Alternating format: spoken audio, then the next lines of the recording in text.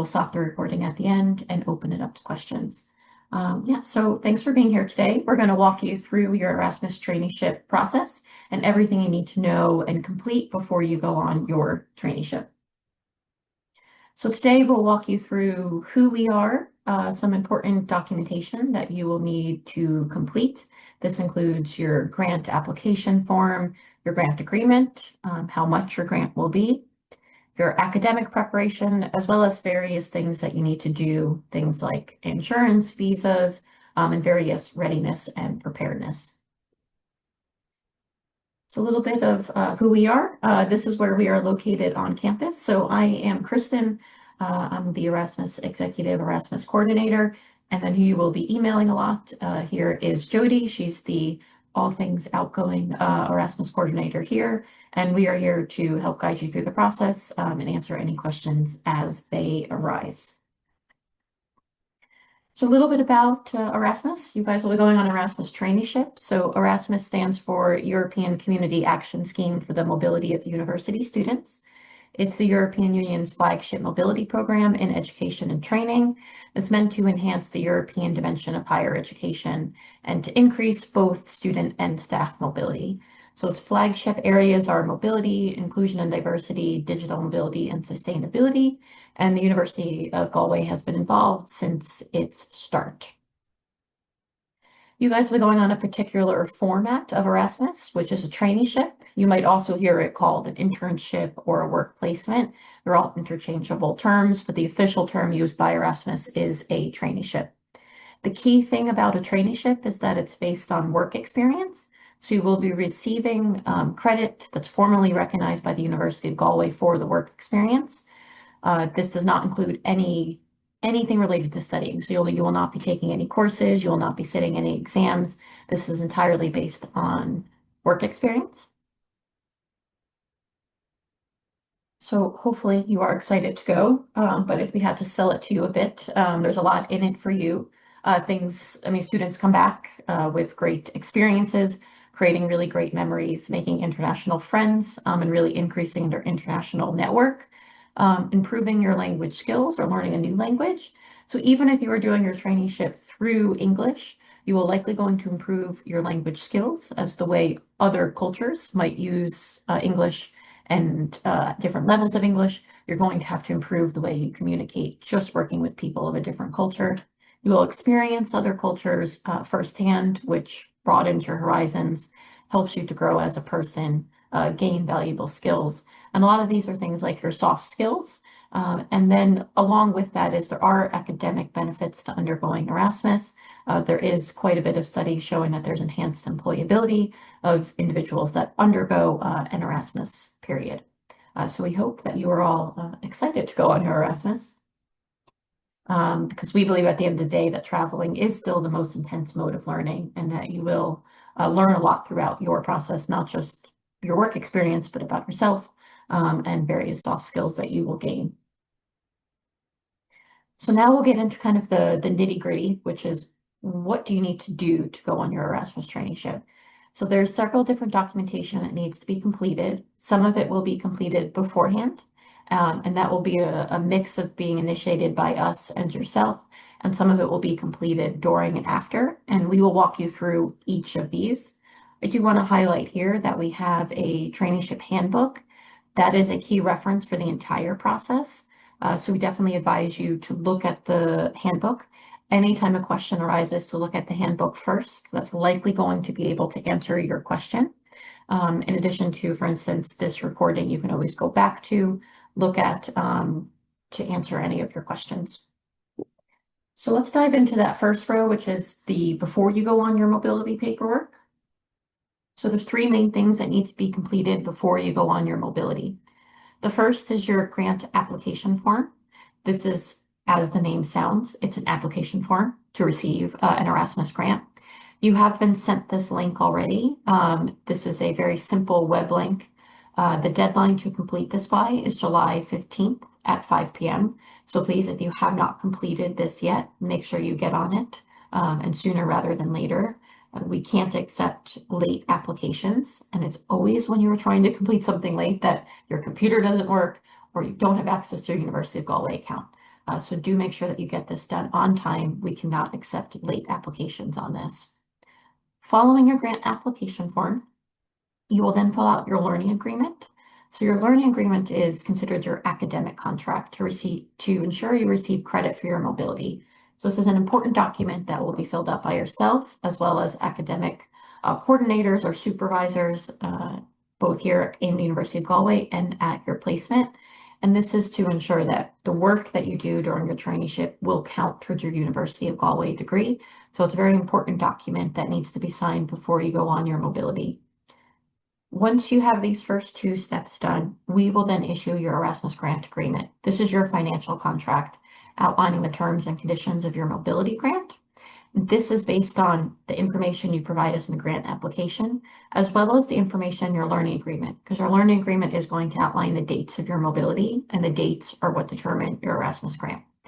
So do make sure you get things done in a timely manner so that we can issue your Erasmus grant agreement in time. A few things to remember when completing any of this documentation.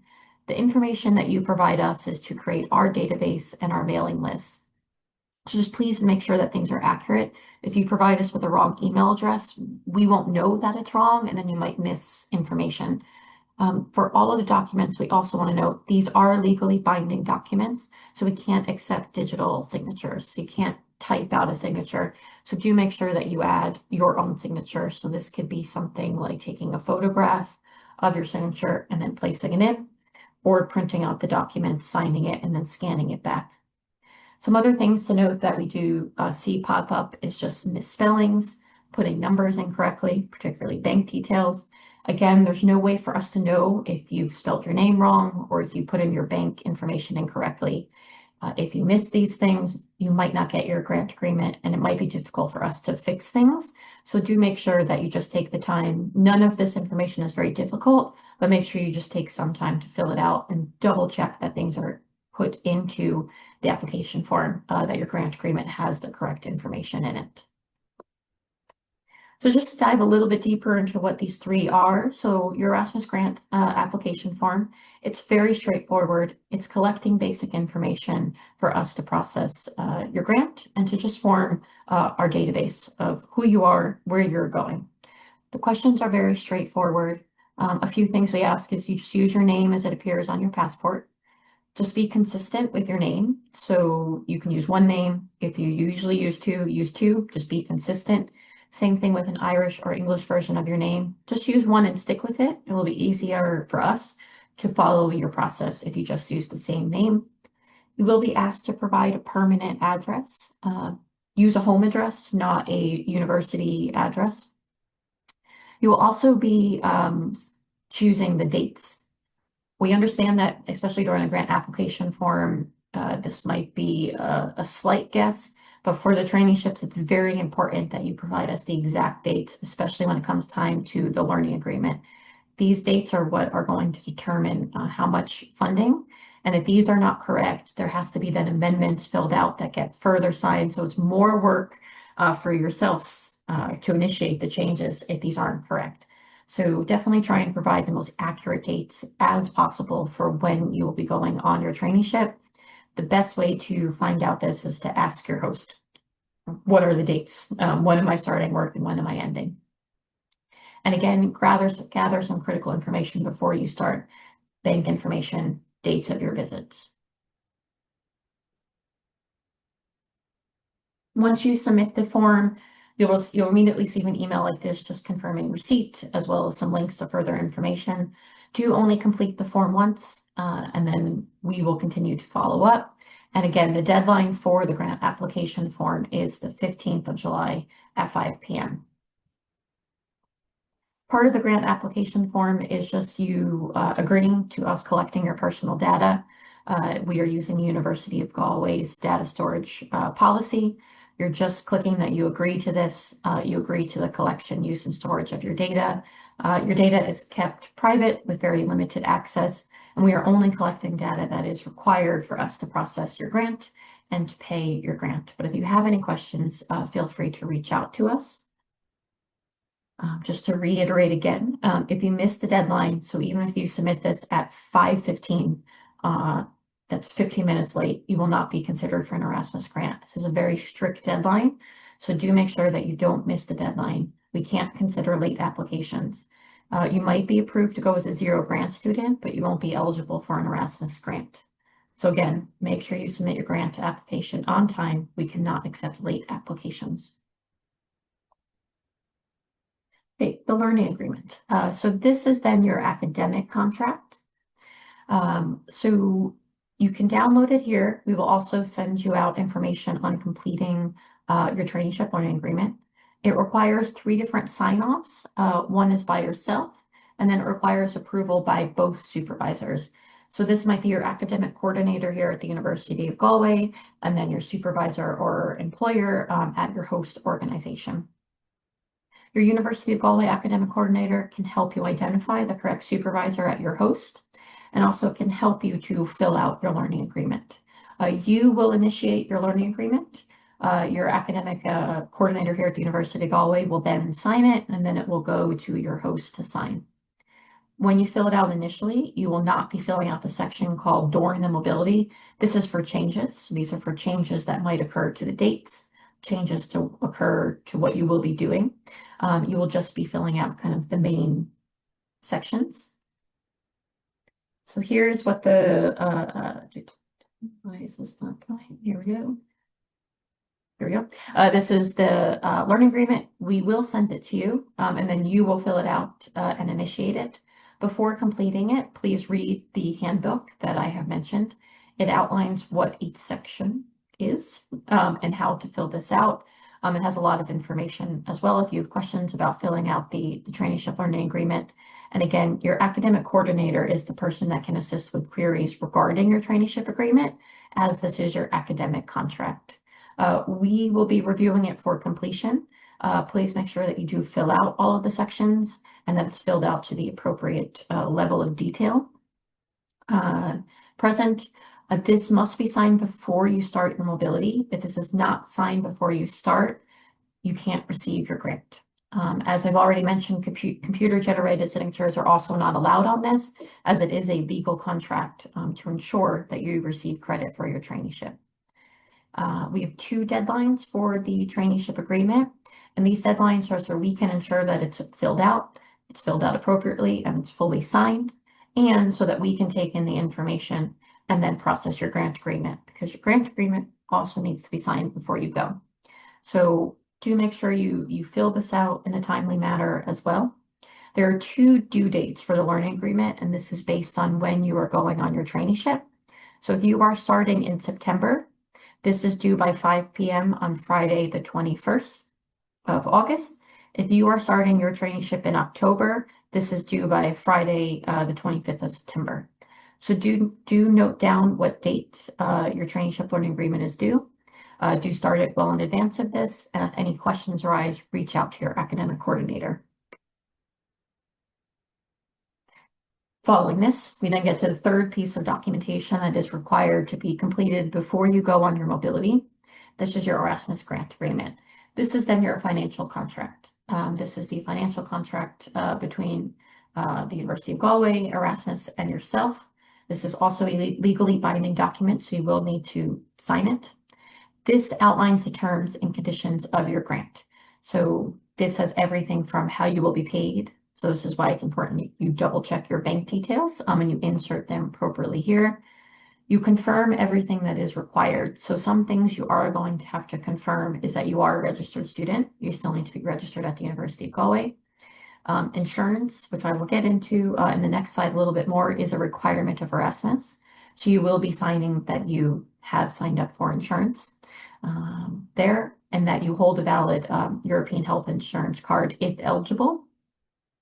And it has all of the other conditions like minimum requirements spent.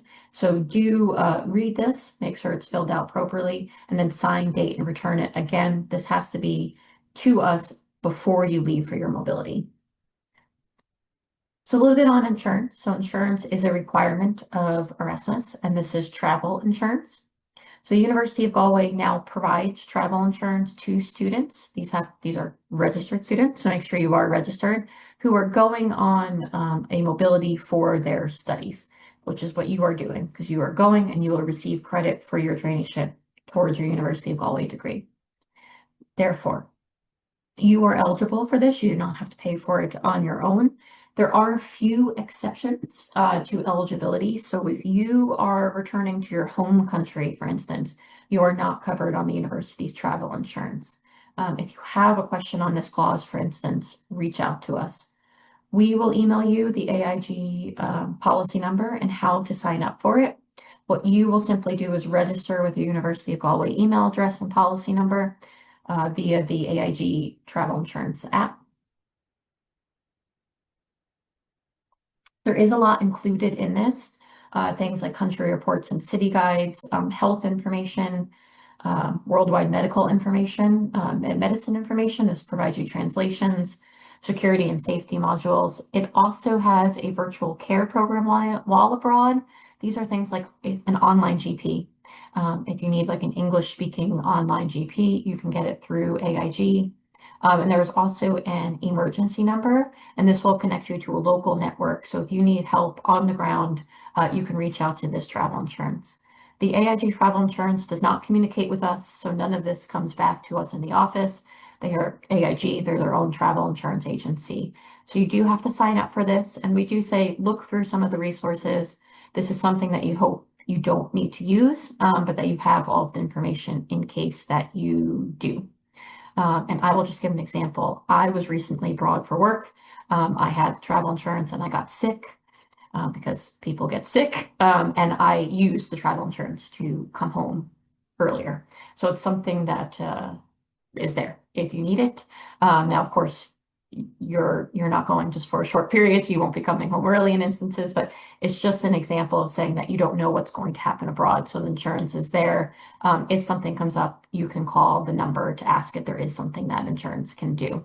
A great thing that they did for me was connect me to an English speaking GP, and that helped.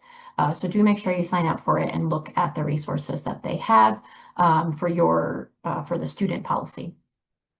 You will also be signing that you are holding an EHIC if eligible. We know that everybody might not be eligible for the European Health Insurance Card, but we do want to note here that even though you are provided an online consultation through insurance, travel insurance is not medical insurance. So the EHIC helps provide you with similar priced care as you would in Ireland abroad. So if you are eligible, do make sure you hold the EHIC. And if you think that you need medical insurance, do look into this as well. We are not insurance brokers, so we can't advise you on what level of care you might need, but we are just advising you that travel insurance is not medical insurance. And to look through everything that is provided by the AIG travel insurance. So now probably what you all want to know is how much you will be getting as part of your Erasmus grant and when will you receive the funding. So there are two different payment lines, so to say. These rates are set by the European Commission and it's based on cost of living. So if you are going to any of the countries listed in the top line, you will be getting $5.35 per month. And this is why getting your dates are very important because it's based off of how long you are going. So for every 30 days that you are abroad, you will get $5.35 and we will calculate that out. For all other countries that are not listed here, you will receive $4.80 per month. Some students may qualify for an additional top-up funding per month. We will ask you questions about if you are eligible for this in the Erasmus grant application. Again, if you have any questions on this, reach out to us. But in order to qualify, just make sure you answer the questions on your grant application form accurately, and we will follow up with you as required. When will you get paid? So the first main grant installment, which is about 80% of your total, will be paid at the beginning of your traineeship period. So this could be a couple weeks into your traineeship when that first payment will get to you. And this is dependent on all of your paperwork being submitted on time and before you go. And then the remainder of the grant will be paid after your traineeship period, provided all necessary paperwork has also been submitted. For students with disabilities, there is a disability or exceptional needs grant available to apply for, and this is to assist with additional costs involved in completing an Erasmus period abroad.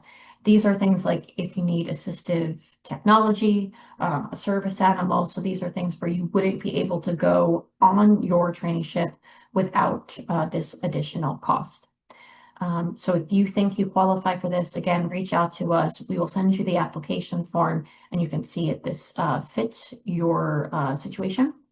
We also advise that students who are registered with a disability service here to inform, if you are going to a university, so say you're doing a placement in a lab at the university, to inform the disability officer there. If you're going to an organization, to inform your host organization maybe about your support requirements. This is not a requirement for you to do, but people can't help you or make sure they're meeting your needs if they don't know your needs. So we do suggest that if you have particular support requirements, to inform people of them. Again, you're not required, but if you want those requirements met, ourselves or others can't read minds, we won't know what the needs are. So to just reach out. But if you have any questions on this, again, feel free to reach out and we can try and provide you with some advice. Two things on the Erasmus grant. As I mentioned, this is a financial, legally binding contract. There are two ways in which a breach of contract can occur. This is you can fail to complete the agreed traineeship abroad. So you're putting down a start date and an end date and what you're going to do. So you can simply fail to complete that. Additionally, you can fail to complete the minimum requirements, which is 2 months abroad. So if you return home without completing the traineeship period, but have completed the minimum 2 months, your grant will simply be adjusted and you will likely be asked to pay back part of your grant to match the time that you are actually there. If you return home without completing the minimum of 2 months abroad, that will result in a full repayment of your Erasmus grant. Additionally, returning home without completing your kind of international period also has implications for your final degree. So you might not be able to progress in your degree program and you may have to repay fees at the University of Galway. So if your dates do change for any reason, or something arises where you think you might not be able to complete your traineeship period abroad, please let us know your University of Galway address as soon as possible. We won't know that something's happening unless you tell us, and we are more likely to be able to help you if you provide us with information earlier. So if something arises, reach out to us, let us know, and we will do what we can to help you and help let you know what your options are and help you address the issues as they arise. If we don't know, we can't help you, and then you just simply might be in full breach of contract. So those are the 3 documents that take place before your mobility. You then have 3 main documents that take place after your mobility. Some of these are kind of during it. And again, the handbook is your key reference for all of these documents. So we have the traineeship certificate. This must be completed before you leave your host organization. This is where the hosts will fill out this form called evaluation of the trainee, and they will sign, date, and stamp this. The signing, dating, and stamping is mandatory, and this must be completed to receive both credit and your final payment. So submit this fully completed form to us right at the end of your traineeship period. This is what it looks like. It's certifying your dates as well as the evaluation. Additional final paperwork, we mentioned the traineeship certificate. This should be signed just as you're finishing your traineeship, not in advance. You will also be required to sign 2 grant acknowledgement forms for both payments. This is you certifying that you've received your grant. So you're going to be putting how much money you received and signing it. This is so we can ensure that the money got to you and that you received the correct amount. You will also have to complete a student survey. This is sent out by the European Commission at the end of your visit. It will be from an email. It'll be from a do not reply email address. Sometimes it goes to spam. It's a requirement that you fill out, though, this EU survey. That final grant installment will be withheld if any of this documentation is missing. So on to some kind of other questions that tend to pop up. One is, will you need a visa for your traineeship? So if you are not an EU citizen, you may need a visa for your destination.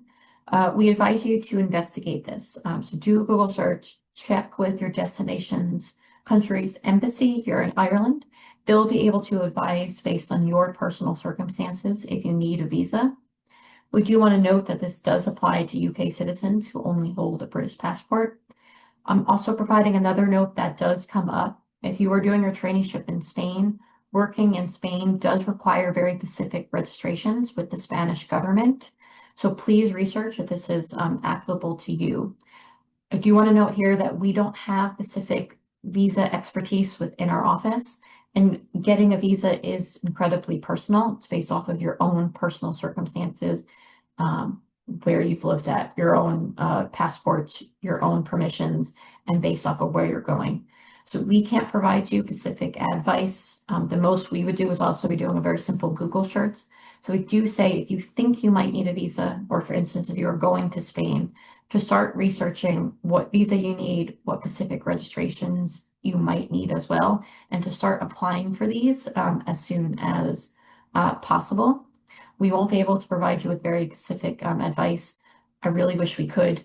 You might be told by my accent, I need a visa to be here in Ireland. I really wish I had control over this process, but I don't.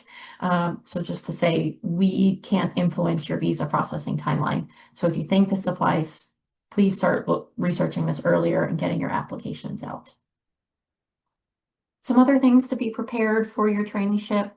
We just advise, to research where you will be going, reports from other students, things that they wish they knew. AIG travel insurance provides some information. There is an Erasmus Plus app. There are some things like researching culture, some different laws that might be different that you should just be aware of when you're living somewhere different. Similar to insurance, this signing up for the Department of Foreign Affairs is something that we would advise and we'd like you to do, and I hope that you never need it. But we do know we live in a world where the global, context is not always stable. So it's better to have this set up in advance, forget you signed up for it and never use it, than for something to happen and you need help from the Department of Foreign Affairs. So we advise that you go on their website, you read advice on country-specific laws and safety, etc., and that you also register your destination with the Department of Foreign Affairs.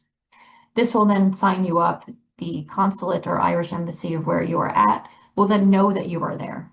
So if something arises, they'll be able to email you, send you out what their advice is, send you out information on if you need to get back to Ireland, how they're doing it. So again, this is something that we hope you sign up for. Forget you signed up for it, but it's something that is useful to know and useful to have in your back pocket in case something does come up. The Department of Foreign Affairs will then know where you are and will be able to advise you on what to do. So some overall items for your to-do list here. The first step is your grant application and your learning agreement. Once these are completed and submitted by the deadline, we will then issue your grant agreement. These three things need to be done before you go on your mobility. If you are eligible, sign up for your European health insurance card, sign up for the AIG travel insurance. Make sure your passport is valid for at least 6 months after your final return trip. We have had students who have been denied boarding onto a plane because their passport was not valid for at least 6 months. If this happens, there's nothing we can do. So do make sure that you follow the regulations of, say, what airline you're getting on. And the best thing is to just make sure your passport is valid for at least 6 months after your final trip back. Consider getting an international student card. Might be some discounts based off of where you're going. Start to research accommodation, register with the Department of Foreign Affairs. We do have a Facebook group. If you are on Facebook, we will post information there. And a big thing we note here is continue to check your University of Galway email address. Continue to make sure you have access to it. That is how we will communicate with you. And if you lose access to this, that is not an excuse for not answering our emails. So do make sure you continue to check your University of Galway email address throughout your time. So your paperwork summary is here. You'll have the grant application form, your learning agreement, your grant agreement. Then you'll go into your grant acknowledgement form at each installment, your traineeship certificate, and your student survey. So here's your remember slide. If you do not submit your grant application form and you do not submit your learning agreement on time, you will not receive a grant. Our two different deadlines for this are below. The deadline for everybody for your grant application form is the 15th of July at 5 p.m.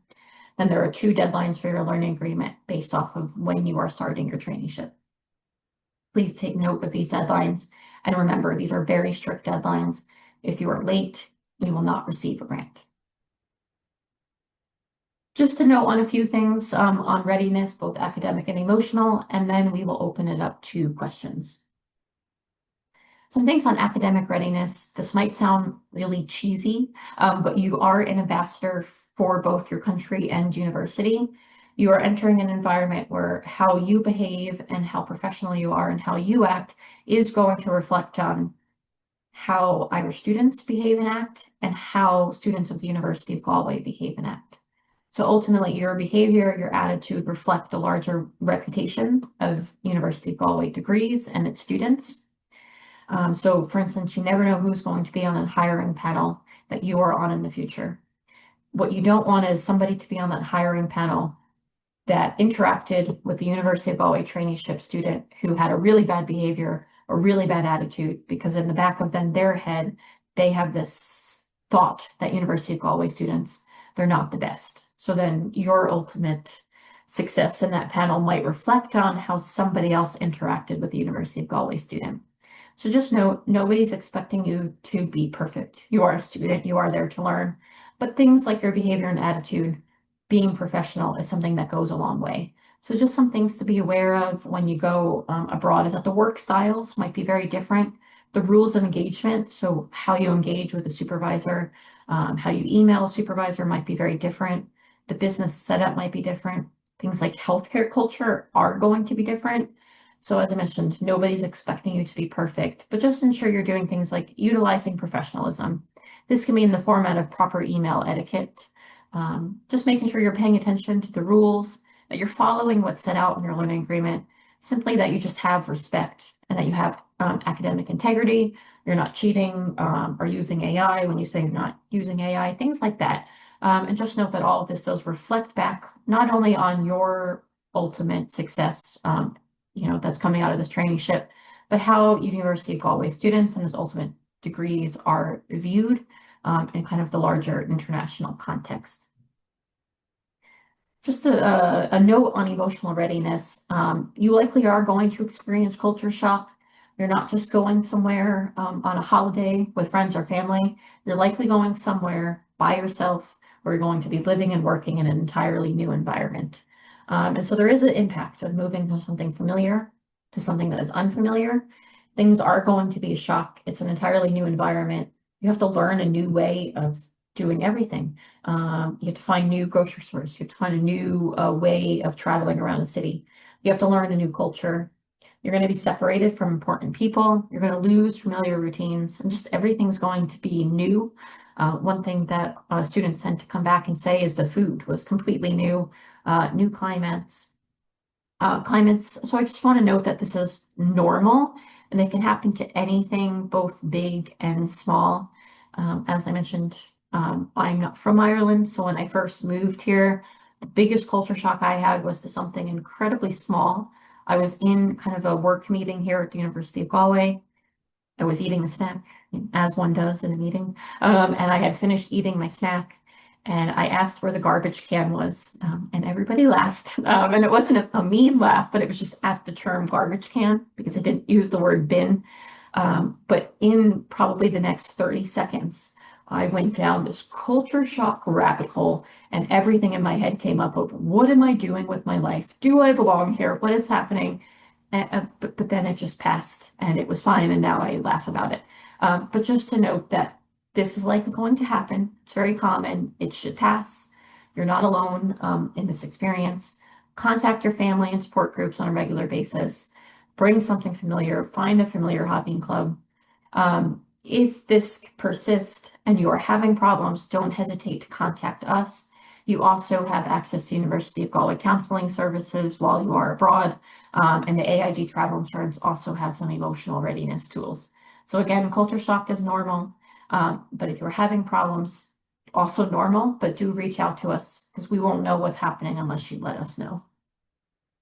So to end this on some key things that are commonly faced, these are reports from students who have returned from Erasmus traineeships or study visits abroad.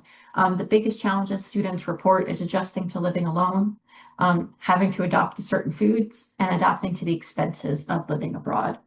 So with that, the key advice from returning students for yourselves is to budget. Remember, you're not getting your first payment, and it's only part of your payment until your first couple of weeks. Key advice from returning students is to try the food. You are there to work and to gain experience, but also while you are there, explore. You're in a new country, a new culture, explore, and ultimately to enjoy it. So we wish you all a wonderful experience. I will now stop the sharing and stop the recording, and we will open it up to